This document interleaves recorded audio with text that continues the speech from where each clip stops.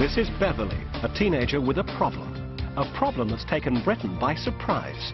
It's extremely likely that we're seeing a full-blown second wave of heroin use. One 13-year-old boy who is being injected with heroin by his 14-year-old addicted girlfriend. Tonight is a new heroin epidemic threatening Britain's children.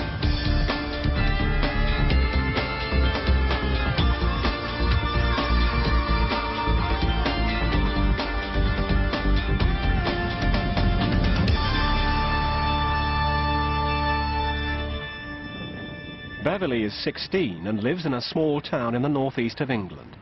She has the hardest choice of her life to make, to choose heroin or to choose life.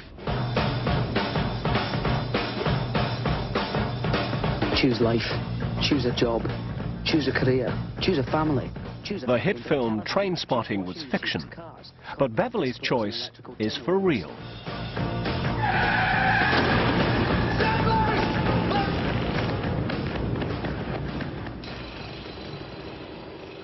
I chose not to choose life.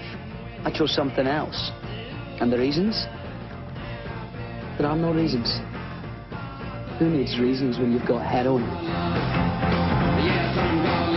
12, 13, 14, 15, between that age group, then every year it's just getting worse, and children. Yeah, and it's not going to stop. Like Beverley, young teenagers all over Britain are taking hard drugs. Even in places where it was once rare, heroin is now commonplace. We got told the other day about a dealer, and he used to post it through the letterbox and shout, "Pay us whenever you've got it." To try and get him addicted to it. Get addicted to it. Next month, the government will publish details of a major new plan aimed at cutting drug taking among Britain's youngsters. But is it going to help child addicts like Beverley? I was about 14, nearly 15 when I started using speed and heroin, because I was socialising with older friends, and then I was just smoking it, and then when I was just 15 I started injecting, and then I'm 16, nearly 17 now, and I'm really seriously into injecting like heroin and speed, and it's hard for us to get off it. I wish I never took it. It's ruined my life, screwed my life up totally.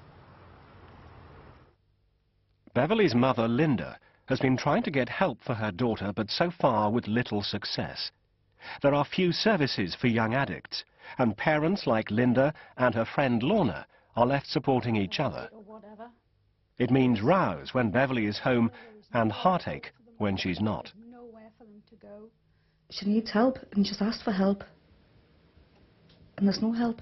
She, it's taken I would say a year. For the big problem to get in. It's taken over her now, and she wants help. She asked for help. The day I knew was when I was injecting with them, and then I was left alone with some stuff, and I did it myself when nobody was in the room, and then I just realised, because I would just do it to fit in, and then that day I realised that I had a habit. I have got a habit. Linda has fought hard to stop her daughter taking drugs, but she's failed and has had to watch helplessly as the addiction has grown. Now she's frightened what will happen to her. When she said she needed the help there and then, you had to pick her up and take her there, and that's not what happened. And as it got further, like 2 or 3 days, you could find she was like going and where she was wanting it again, and she went away again, and now she's even deeper into it. And I need help. She needs help desperately, because if she doesn't, she's going to end up dead. Right now, Beverley won't listen to offers of help. She won't even come home. Many parents think living with a teenager is hard enough.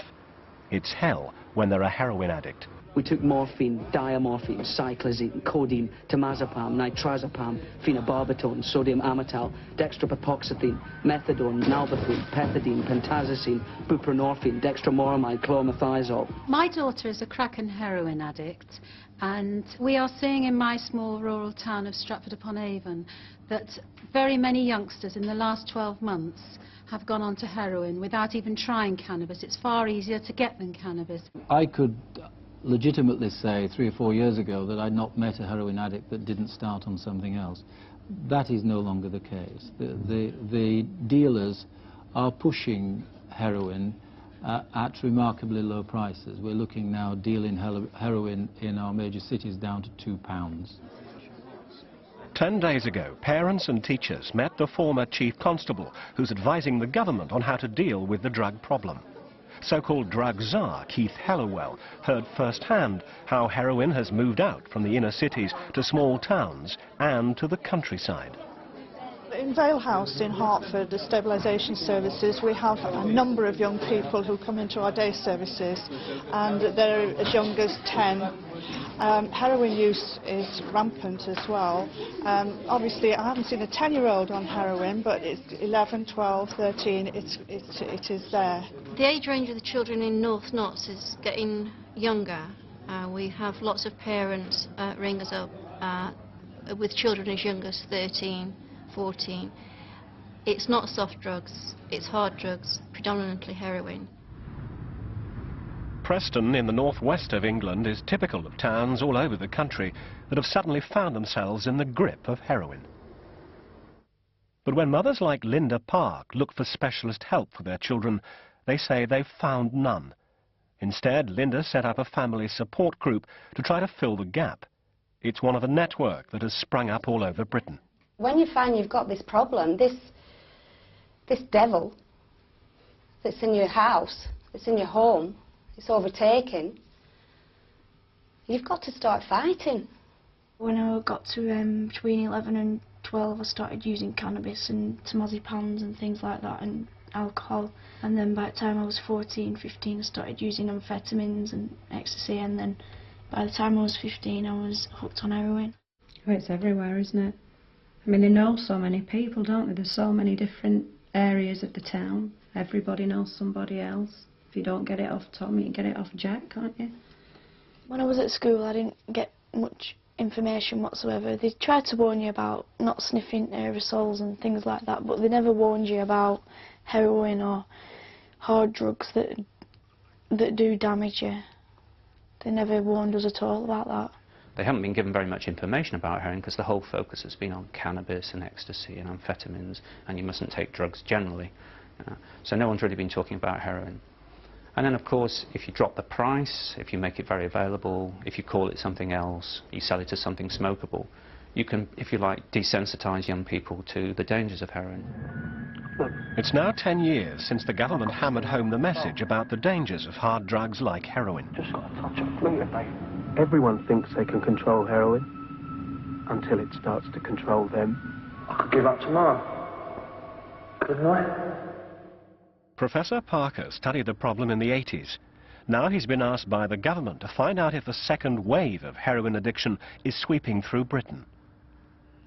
It's fair to say if you're an adolescent in the second half of the 1990s, you know very little about heroin, you know very little about its effects, and no one will have talked to you much about it, whether in school or in any other drugs prevention programs, because by and large it hasn't been present in the youth population. In the 90s, the anti-drug message switched to ecstasy. Do you know which is more dangerous, heroin or ecstasy? Ecstasy. Ecstasy. Ecstasy. Ecstasy. Ecstasy. Heroin. I'm a new one. Ecstasy. Children like Beverley missed the anti-heroin campaign. She was too young. I wish someone had told us. Do you know what I mean? I have asked social services thousands of times for help, and they've made us wait, and the time I'm waiting, I'm getting, you know what I mean, the time I wait, the more I wait, the more I want, you know what I mean, the more I want drugs and stuff like that, so I just think, wait, what's the point in waiting, and then go out and get some more stuff, and it's back to square one again. Beverley hasn't made it easy for social services or anyone else to help her. She asks for help, then misses appointments and disappears for days. Social services ring the police ring the social services, which I did, and when I did, you know, it's like, I'm sorry, we can't do nothing, it's our hands, we haven't got the power. I'm not blaming the social services or the police at all. I know what they must be going through because I've seen it, the frustration on their faces as well. It's just maddening to think that there's got to be some law just for parents, for their 16-year-old kids to be put somewhere, that's, you know, to help them, because they're going to end up dead if they don't. Linda has good reason to worry. She knows only too well what can happen to children on drugs. Here at the local support group, one mother's child did not survive her drug taking. Jenny died from drug poisoning. She'd taken a very slight amount of methadone and Valium, both prescription drugs prescribed to someone else. We didn't find out until after Jenny had died that she'd been arrested 12 days prior to admission to hospital on suspicion of shoplifting, and she'd been put through the system and said she didn't want her parents to know. You know, had we been informed, we would have had an opportunity to save Jenny's life. But drug addiction drives families apart. The teenagers want to be treated in confidence, while parents are desperate to know what their children are doing. Beverley's not even speaking to her mum at the moment. I've done some terrible things. I've lied a lot. I've just lied through my back teeth where I'm going and stuff. I've run away at night time. She's had the police out looking for us. I've been in drug dealers' houses. She's had to come and drag us out. And everything. It's just been terrible, you know what I mean? I don't know how to just coped through it all. I wish it never happened. I wish I was just the same person and my mum was and all, and we had the same relationship. But it kind of turned back the clock, so... You just cannot take them back in. It's too scary for the rest of the family. It's like looking after a baby. Constantly you've got to watch her. The minute they come back, you're back to rowing and arguing, wondering where your money's going, wonder where your CDs are going, wonder where the PlayStation games are going, and you know deep down it's them all along. You can't take them back for those reasons. They go through everywhere to get things because they need it. They need this drug so badly. They literally will just take anything and they don't care whose it is. And one thing, tunnel vision is I need a fix. Once that rattle kicks in, you just do anything, wouldn't you? Steal off your parents. I've pawned my mummy's jewellery. I've stole £600 out of my dad's bank account. Heroin-related theft costs the country over £1 billion a year. If you look in the Lancashire Evening Post at night, every case in court will be something to do with heroin. Yeah. I thieved, I stole, I mugged. You just don't care what you do. It just takes over your life, it just changes you. Yeah. Once it gets a grip, that's it. All you think about, even when you come off it, all you think about is I want a bag, I want a bag, I want a bag. It looks easy, this, but it's not. Looks like a DOS, like a soft option. But living like this, it's a full-time business.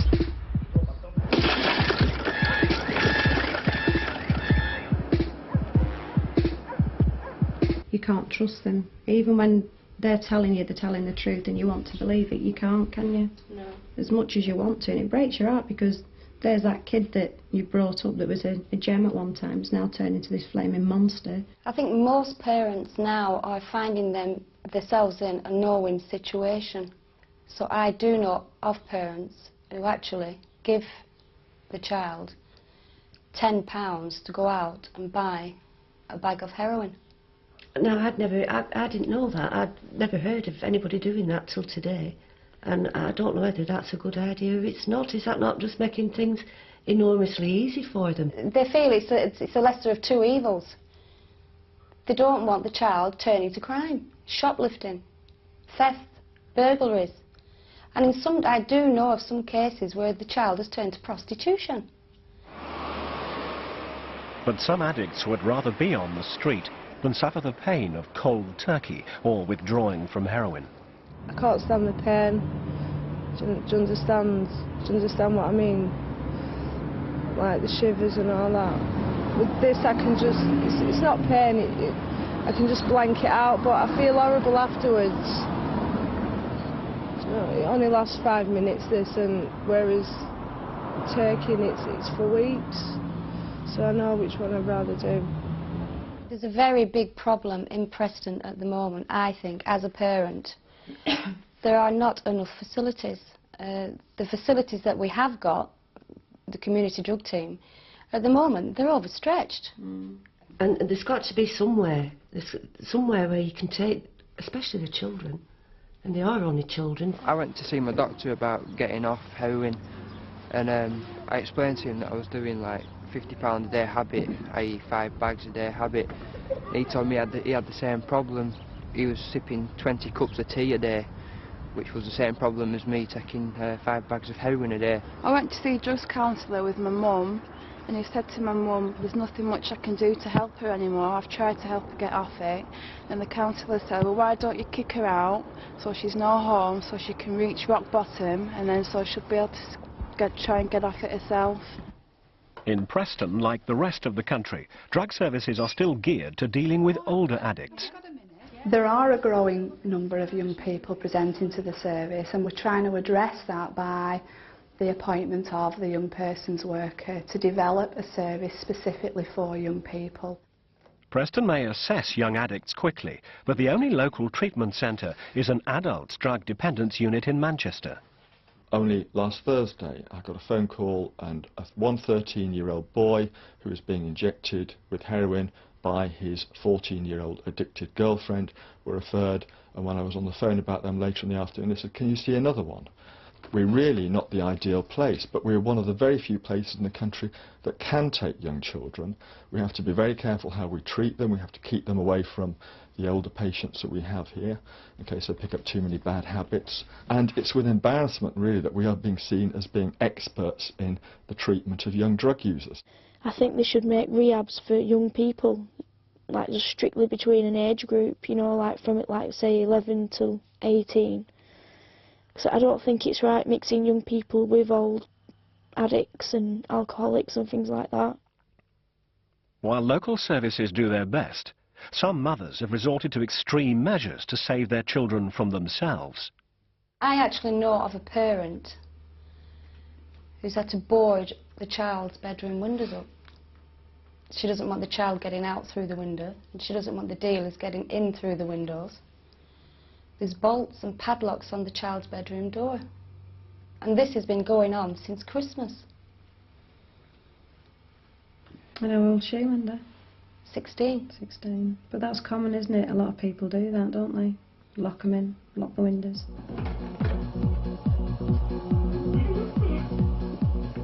This may be fiction, but it's not unusual for parents to try to wean their children off drugs at home. You'll help you, son. You'll stay here with us till you get better. We're gonna beat this together. Maybe I should go back to the clinic. No. No clinics. No methadone. It only made you worse. You said so yourself. You lied to us, son. Your own mother and father. You could bring us some jellies. No! You're worse coming off that than you are with the heroin. Nothing at all. It's a clean break this time. You're staying here where we can keep an eye on you. I appreciate what you're trying to do, I really do, but I just need one more score, like. Just bring me one more hit, please. Beverley is torn between wanting help and wanting drugs. Most of the time the drugs win, but she's afraid time may be running out. She came home 3 weeks ago and she sat on the chair and she asked for help. She was a mess. She was skinny, gaunt. Her hair was a mess. I was really bad on the speed. I was taking it every single day. I had no sleep for 2 weeks. I had nothing to eat for 2 weeks. And I was just not bothered about myself. I was just a complete mess. She had mascara on, which was just literally dribbling down her eyes, you know, with the tears. And she's just literally begging, you know, I need help, ma'am. I'm so frightened, but I cannot help myself anymore. I'll probably end up in the ground if I don't give up. If I don't give up my habit and I don't get help, I know for a fact I'll end up dying with the habit. I will. There is only one residential unit in the UK for 11 to 17-year-olds. Middlegate Lodge in Lincolnshire can take just 5 children for initial detox and rehabilitation. Middlegate is a very structured, disciplined regime for 12 weeks. The young people who come here feel quite comfortable with it. They start to develop a conscience again. They start to acknowledge that what is good, what is bad. They very quickly learn, in fact, and this is really important, that when they do something wrong, and they are chastised about it verbally, that in actual fact they feel guilty and they wish they hadn't done it, and they look to rectify it. Middlegate says it's much more successful at getting youngsters off drugs than the adult drug dependence units, which most teenagers hate. She didn't go to school or anything, you just sat around all day, basically. You didn't do anything to keep your mind occupied or anything. I mean, here you go to school, you go to learn computers, you go out on activities and do work experience and everything. And that's the difference, really. Treatment of drug addiction is vital and urgently needed for today's teenage addicts, but much of the current focus is on prevention. The people involved in the drugs prevention industry have been focusing on the more popular drugs, and in that sense heroin may be creeping up behind us and we haven't noticed it until something significant's happening, and then we're noticing it. But possibly in terms of these outbreaks, once they've started, they're extremely difficult to stop. At this Manchester school, they're trying to get the message across to 9- and 10-year-olds. When I was coming to school this morning, and I was on my bike, I found this bag. And I looked inside it, and it's full of drugs. So I want you to think about what drugs might be in this bag. Has anyone got any ideas? Daniel? Things like ecstasy. Ecstasy. 6. 6. Keith Hellowell is not revealing exactly what action he will recommend to the government. But one thing he's sure of is the importance of education. My view, it ought to start in primary schools at 5 years old, but not in terms of teaching a 5-year-old about crack or the sophisticated levels of drugs, but actually allowing a 5-year-old to understand the nature and effect that drugs will have on their bodies. What sort of person do you think this bag belongs to? It might belong to people who want to calm themselves down, who's been in a lot of stress lately. Someone who's a lot of stress? Melissa? Drugger. Linda's out looking for Beverley. A friend has phoned to say they'd seen her daughter high on drugs. Linda is so worried, she's trying to track her down. Beverley may be impossible to live with, but Linda needs to know she's all right. When I was trailing around the streets on Thursday, wanting to see if I could see a glimpse of her, you know, came home, cried my eyes out, and if she came, you know, hoping if she came through that door and asked for help. Well, you would do your best to try and get her out? Yeah, I would put my arms up. Me and my mother had a great relationship. I used to be able to tell her anything. We used to do everything together, and now there's just nothing there at all. No trust. We're never doing nothing together. We argue every time we speak to each other. It's all because I've took things off her. I've took things off my brother to supply my habit. I've took everything my mum's owned. I've nearly took off her and me. I've got nothing left. I've stole from my own brothers.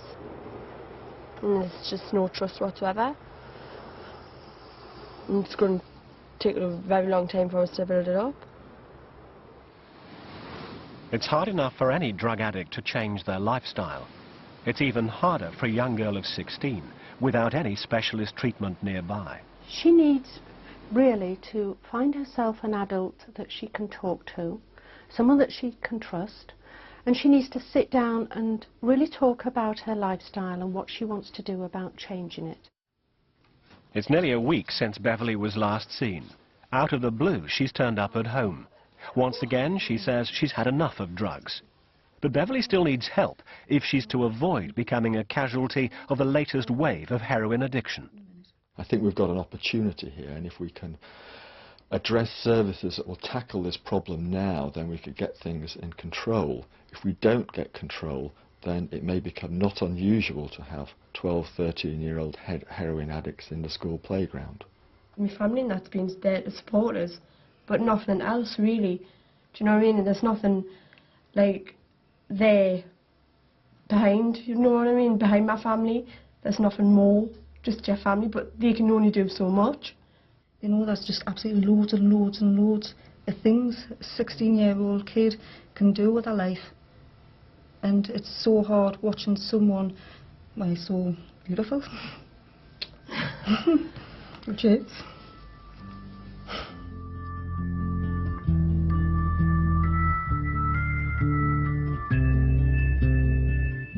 If you're concerned about your child using drugs, there's a helpline number coming up.